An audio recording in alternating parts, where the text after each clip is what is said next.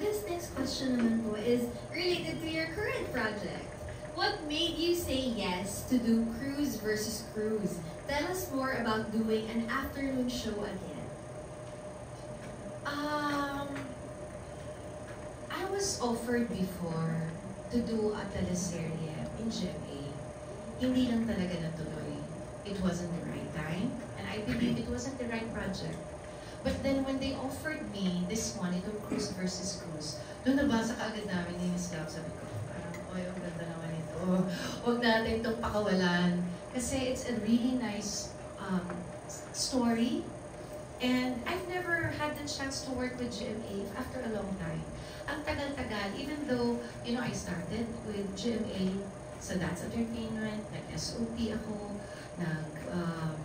GMA Super Show, Kuya Herman, si Kuya George, syempre, diba? Sa Herman Moreno shows. Alam mo yung parang, ang tagal na, and I never had a bad relationship with any production talaga. Kasi even with GMA, napunta ako sa Channel 5. I did my show, Vina, with sila Nina Blanca, Ogie Alcacid, Marico Puno.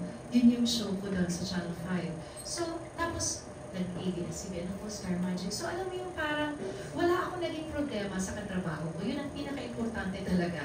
Kasi, kung meron kang medyo bad blood, or parang mabigat, at hindi ka na kukunin ulit. Diba? Ganun lang naman yun. So, to me, when it was offered to me, I was really grateful na, at saka it was the right project talaga. Sa tagal-tagal ang hinintay namin na project with GMA, ito talagang swak na swak. Tingnan mo naman, #1 kami sa Afternoon Prime. Kaya talagang lahat siguro ng mga class, it was meant to be. It was meant to be. Well, speaking of saying yes to Cruise versus Cruise, Oo, at saka ako pa yung napakanta ng theme song ng teleserye, kung mababalik. Kaya nga sabi ko, minsan hindi mo in-expect, tapos ay ibibigay sa'yo. Diba? So, I'm just always like thankful. Now, speaking of yun nga po, nag-yes kayo sa Cruise versus Cruise, itong next question ay from Lance Martinez of Metro Style. You've been in the industry for many years. What are your considerations today when choosing a project? What makes you say yes? What are your non-negotiables? Kasi I've been in this business for a while, and I know what's best for me. And of course, with the help of with my management, alam nila kung ano yung dapat para sa akin at kung anong tama. Pero it's still my choice, you know? I think, sa tagal ko na rin dito, it's still, kung hindi ako komportable na gawin, talagang sasabihin ko, hindi ko kaya na gagawin. Maybe, medyo hindi naman sa pero conservative pa rin pala ako. Hindi ko kaya yung mga sexy pa rin. Pero yung mga sexy, parang hindi ko kaya eh. Pero may mga, kissing scene na ako before. Younger days. May mga sexy na damit. Kaya ko naman yun. Pero yung mga super love scene, parang hindi bagay sa akin. Hindi bagay. O parang, baka, Diyos ko, sabi ng magulang ko, tumigil ka na dyan. Ayaw na lihag artista, ha? Baka lumabas ang pagka-Bisaya. But then, yeah, I guess yun lang yung mga limitations ko. Pero other than that, wala naman. Ako kung kaya kong gawin, Pero kung mga ganyan lang, medyo yun lang yung limitations. Even before, yung mga ganyan, medyo yung mga mga sexy scenes. Hindi lang talaga kaya eh. Wala eh. Kahit sobrang sexy nyo naman, no? Wala, hindi kaya eh. Hindi kaya ng face. And we respect that. Thank you. And now, we have a question from Carlos Aragon of Mega Capamilia over there. Hi, Carlos! Ask ko lang kasi ang dami na rin. Teka! It's okay, never mind. Okay. Nagulat ako. Nagulat pa kita, sorry. Akala ko yung kachikahan ko the last time. Okay, alright. Anyways, ask ko lang, marami nang lumabas na music ngayon, and sa new generation ng music, ano yung napupusuan mong kantahin sa sarili mong version? Sa new... Golden.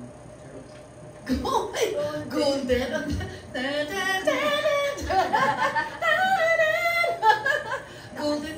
No, mataas din. Actually, of, ano ba yung yung mga Korean, Hindi eh. Well, I'm still on the, maski fast music na a bit of touch of J-Lo, Beyonce, ganun pa rin ako. I think yan yung babagay. Dapat kasi kung ano yung babagay sa akin, yun lang. Kung medyo masyado namang bagets, usually ang mga, yung mga Beanie, di ba? But then yung mga songs na ganyan, teka lang, mag-practice muna ako. But then yun yung mga, kasi yun yung mga genre ngayon, na talaga napupusuan ng mga generations. I mean, of course, I can do that. It's just that, siguro, well, either like a right song lang siguro. But then, their music, I would love to do it. Definitely. Si Maymay, I would love to do it. Yung mga ganong tipong kanta. So, if I do an album, definitely something like that. Or, syempre, kasi meron na akong, ito teleserye, makapagdamdaming kanta. Siguro another like that, but then it's my fast music. Para sa mga next generation. Pero ikaw po, ano yung proudest work mo sa acting and singing? Proudest? Ako, madami na. Parang pagyayabang mo na nagawa ko to. Well, I guess, ang hindi ko talaga, for me, my proudest was when I won the 6 Cebu Pop Music Festival when I was 9. Because that's where it started. My career. That started my career. So, sa singing yun siguro, ang pinaka. And then, isa pa is when I won Icon. The Icon, when I competed for Icon at Sian Icon, and I competed for our country, Philippines. So nanalo tayo. So yun, isa sa mga proudest ko. And maybe na, kasi I've done concerts abroad. Kung yun ang proudest, siguro isa din is nakaabot ako ng Broadway, New York, for Here Lies Love. Sa acting, I've had nominations. I think nanalo ba ako ng Best Actress sa Orion? I think sa tagal na hindi mo alam, GMA yun Orion. It was a Viva Spotlight. I think, yeah, I won. So yun yung mga acting, mga accomplishments. Actually, it's mostly a lot. It's a lot. Pero yung proudest na kinanta niyo po, na pinagyayabang niyo na ako yung kumanta nito, na nag-viral to dahil sa akin, gano'n. Kung Bisaya, Paglaom. Okay, proud mom ko. Sa Bisaya ka. And that's where it started. That's my meaning, that's my winning piece. Paglaom. But then, sa tagal kasi, I think it's always pangako sa'yo. That, hanggang ngayon, yun parang sinasample, Kasi nga naman, from ilang beses silang narinig yun. From, kay Jericho. Ilang years? Kasi ilang years din yun, kay Jericho at saka kay... Ang tagal nun, tapos ang Katniel. Ilang years din yun. So parang ilang years sila ako napapakinggan sa sa teleserye, di ba, sa ABS, sa parang araw-araw, Monday to Friday, nakakarinde, di ba? Di ba? Pero nakaka-proud yun. Yeah, and then when I competed for the CN Icon, I sang that. That was one of my winning piece. So, that's one of the proudest. Sample nyo. Sample? Hanggang ngayon sinasample niyo ako. Sige na nga! Let's go! Pwede sabayan mo ako. Ay, naku! Masisira ako. Masisira ko yung mga... Sige na nga. Pangako sa'yo, ipaglalaban ko sa hirap at ginhawa ang ating pag-ibig. Pwede sabayan niyo ako? Upang di magkalayo kailanman, pagkat ang tulad mo ay minsan lang sa buhay ko.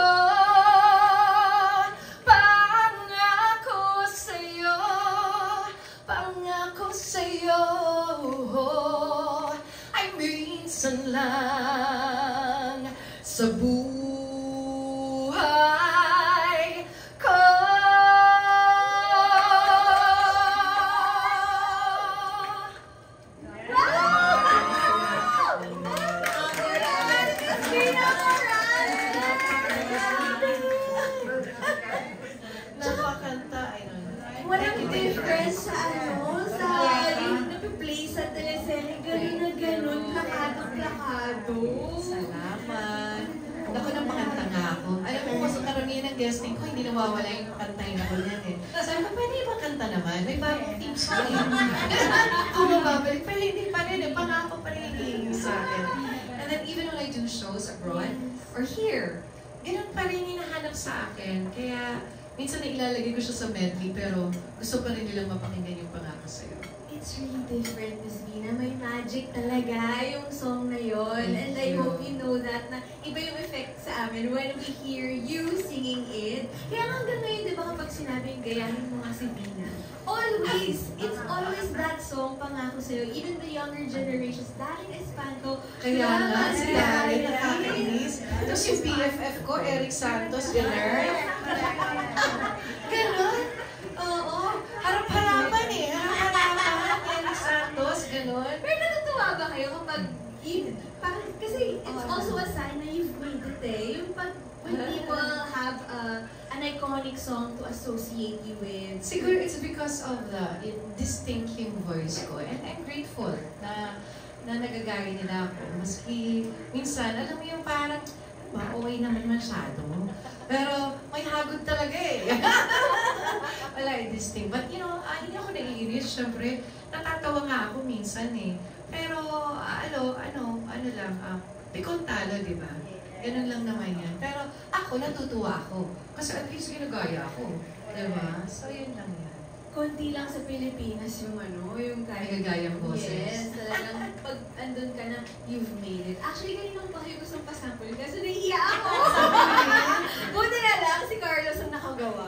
Thank you, Carlos. Si Carlos pala ang may salarin. Alright, ito po last question natin. Okay. Pahabol question from Mary Chris. Miss Vina, kamusta ang puso mo ngayon?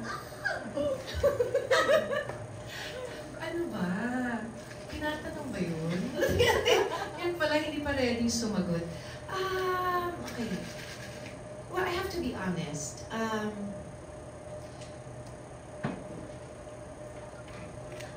Yun na pala sinagot. Thank you guys. Thank you. Goodbye. Hindi masagot yung question. Napakasimple. I mean, I've always been open naman na I wanna date, I wanna meet someone who's really right for me. But it just so happened na hindi nag-work out or parang hindi talaga para sa'yo eh. Kaya ako ngayon, ayokong pilitin ang isang bagay na hindi para sa akin. Kung alam mo yun, parang, kasi ako lang mahihirapan. Kung ipipilit ko na talaga, hindi, kailangan maging kami. Hindi, kailangan, I have to work things out with this person, ganyan.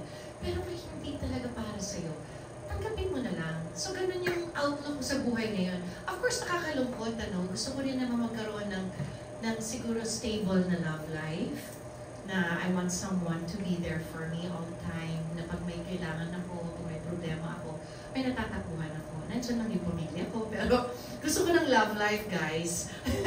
so I mean, I'm praying for that. Every day, I pray for my husband. Honestly. Because prayers moves mountains. And para sa akin, yun lang yung dasal ko. Ayoko nagdadasal sa yung dinidate or parang nakikipag-date sa akin. Ayoko. I always pray for my husband. For my husband to be safe and kasi hindi ko alam kung sino siya. So, para sa akin, kung alam kong may meron namang someone for me. So, ang pinipray ko sa kanya araw-araw na, for guidance na sana makita na niya ako. Ganun ba yun? But it's true kasi bakit ako magpa-pray sa isang taong dinidate ko or parang may gusto sa akin? O alam mo yun, parang kasi hindi naman ako sure sa kanya eh. So gusto ko maging sure. Kung sino man yung husband ko, pinipray ko, kay Lord, kung sino yung husband ko, Lord, sana siya na yung pakilala niyo sa akin. Ayoko na ng iba, ayoko yung may kasi nagpapatagal lang siya. Diba? Ang tagal-tagal na eh. Ang tagal-tagal na eh, no? Sa paghihintay din, biro lang. But then, I always pray for my husband. That's my prayer every day for my daughter, Siana, for myself, for my husband, and for my family. Galing advance mag-isip. Si Miss Vina, no? Praying for my husband agad. Oo naman. Sabi ko na diba? manifest your time eh. Manifest daw. Yes. Oo, through time siguro, parang yun yung mga realization connections. So I pray for my husband. So thank you for sharing so much of yourself with us this afternoon, Miss Reina. Thank you very much. I hope I answered all your questions. You did. So, I ang did. ganda po ng Thank ating you. conversation today. But before we let you go, what is your message for all of your fans, lahat po ng sumusuporta, lahat po ng nanonood ngayon via live stream? Go ahead. Sa inyo pong lahat, all these years na pagsuporta niyo sa akin, hindi niyo ako binibitawan, nandiyan lang kayo para sumuporta. I am grateful to you all, and I am really thankful, and I'm thankful to God for always giving me, for guiding me always, and for giving me good and right projects, for Star Magic, who's been there for me all the time. Maraming salamat sa pamilya ko. Alam mo, sa lahat lang talaga ng mga sumusuporta, maraming salamat talaga kasi hindi po ako aabot sa ganito kung hindi po sa inyong lahat. Kaya I am grateful to you all. At sa lahat po ng press people na nandiyan dyan, lagi po kayong, you are part of my life. Naging parte kayo ng buhay ko. Kaya nagpapasalamat din po ako sa inyo. Thank you very much. Thank you.